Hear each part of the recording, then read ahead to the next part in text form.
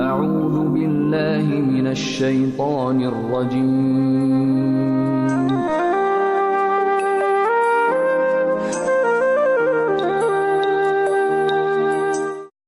أعوذ بالله من الشيطان الرجيم بسم الله الرحمن الرحيم الحمد لله والصلاة والسلام على رسول الله قريش سورة بسم الله الرحمن الرحيم لإيلاف قريش إيلافهم رحلة الشتاء والصيف فليعبدوا رب هذا البيت الذي أطعمهم من جوع وآمنهم من خوف. قريش سورة مكة شهرında ine ul 4 ayetten tara. Resul Ekrem aleyhissalatu vesselam Qurayşlar turunda tübendeki hadisini aytdı. U'tiyet li Qurayş seb'u hilal dedi. Qurayş kabilesi için Allah subhanahu ve taala 7 nimet berdi dedi. Birinci nimet inni minhum. Min alardan dedi. Yani Resul Ekrem aleyhissalatu vesselam Qurayş kabilesinin derecesini küterip min alardan dedi. Yani Peygamber sallallahu aleyhi ve sellem Qurayş kabilesinden bulgan. Ham Kur'an-ı Kerim'de de Allah Teala Qurayş suresini ayrım zor bir dereceye kütergen. Sure dip isim koygan, Qurayş suresi dip isim bergen Allah Teala. Ham aytgan ve nubuvvetu minhum. Peygamberlik de alarga kildi di. Başkalarga kilmedi, mene şularga kildi di. Vel hicabetu ve sikayetu. Hem de hicabet de sikayet de alarga birildi di. Yani alar Mekke şehir halkın rizık bilen temin ettiler. Hem de şuşu Ka'batullah'ın işigin sakşısı buldular. Bu Allah Teala'nın elbette bir zor rahmeti dip aytasim kela. Ve innallaha nasarahum alel fil dedi. Ham Rabbimiz Subhanahu ve Teala alarga fil vakıgası bulganda buluştu, yardım etti. Özünün rahmetini jiberdi dedi. Şulay yok ve innahum abadullah azza ve celle 20 sinin la ya'buduhu gayrahum. Allah Teala'ga alar 20 yıl boyu gıybet kıldılar. Bir kişiye de gıybet kılmadılar alalar o vakitte.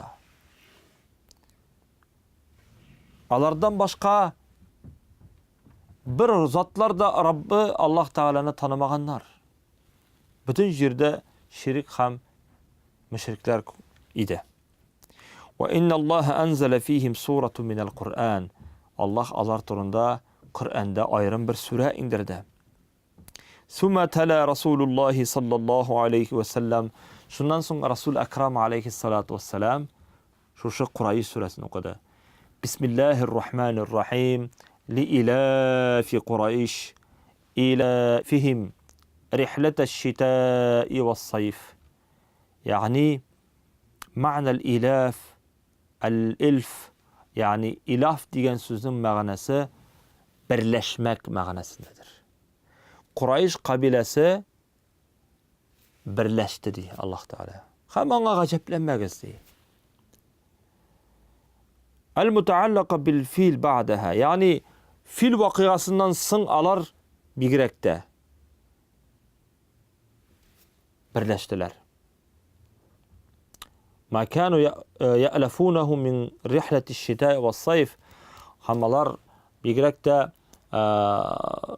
kış hem jey günlerinde sevda bilen çıkıp bitkende alar bigrekte birdem idiler.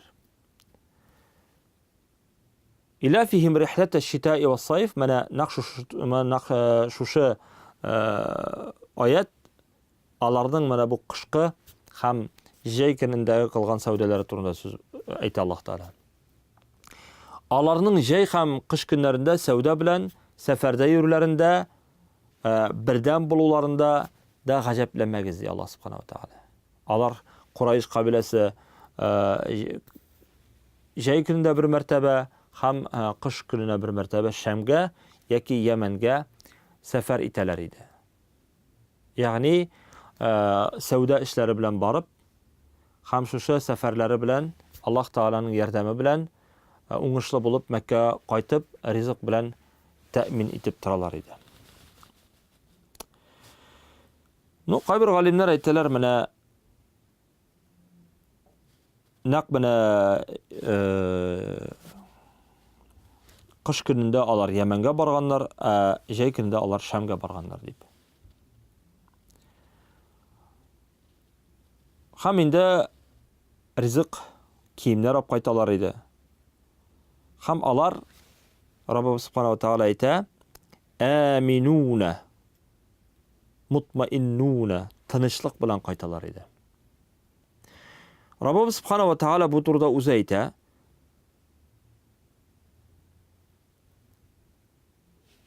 Киләчәк аятларда бу турыда бу аятны без сезнең белән әле укырбыз. Башта тәфсир белән танышып китик.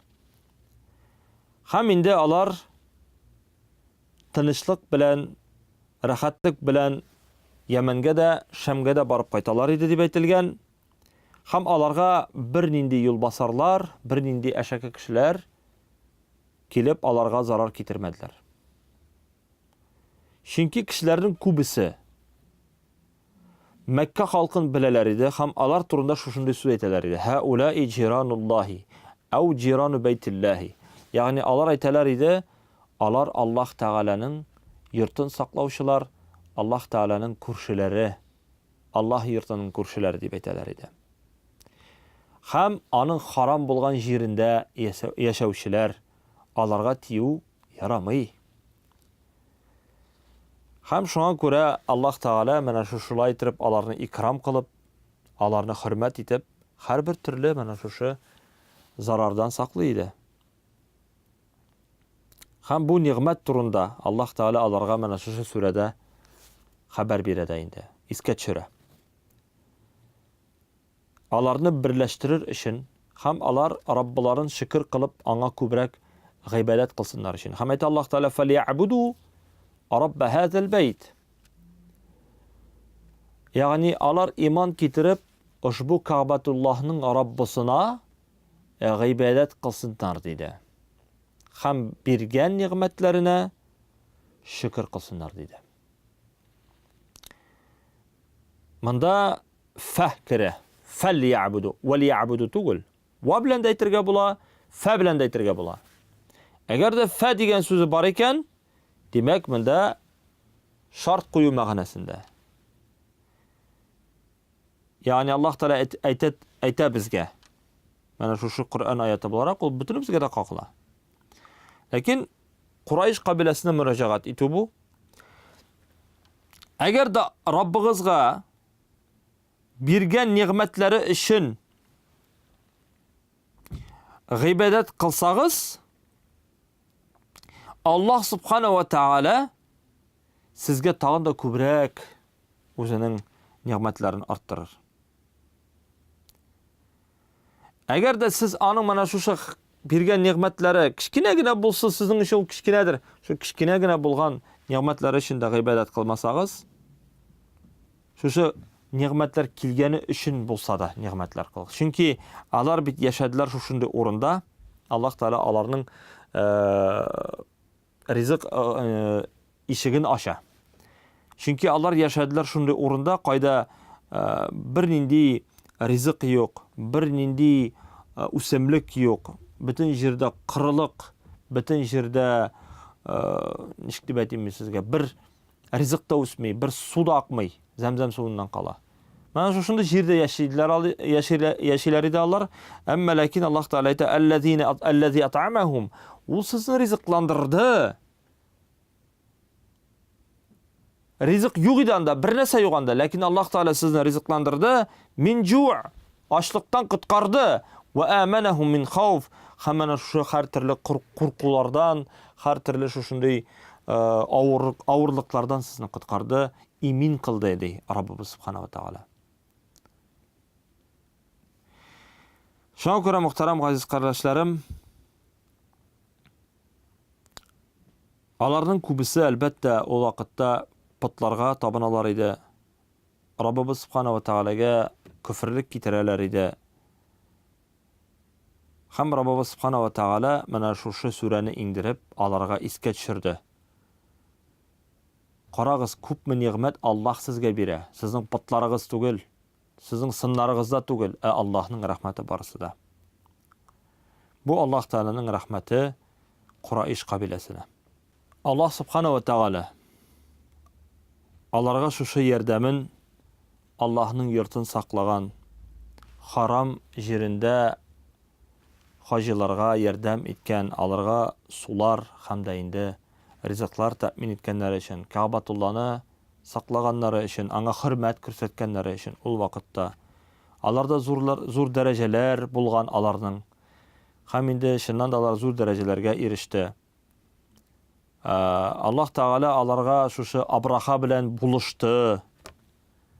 Büyük ağır haller kişirdiler alar bu Abraha bilen. Türlü sınavlar buldu, açlıklar da buldu.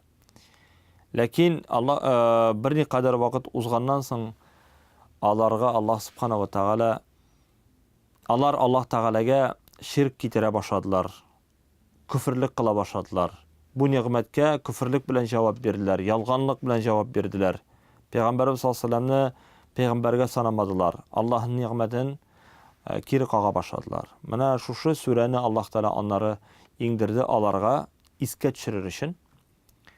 Kim bulganlar alar haqiqatda, ham kim alarga haqiqatda yordam etdi şul vaqtda. Rabbingizni unutmag'iz. O sizni xalq qildi. O sizni rizqlandirdi. O sizga suv berdi. O sizni darajangizni ko'tardi.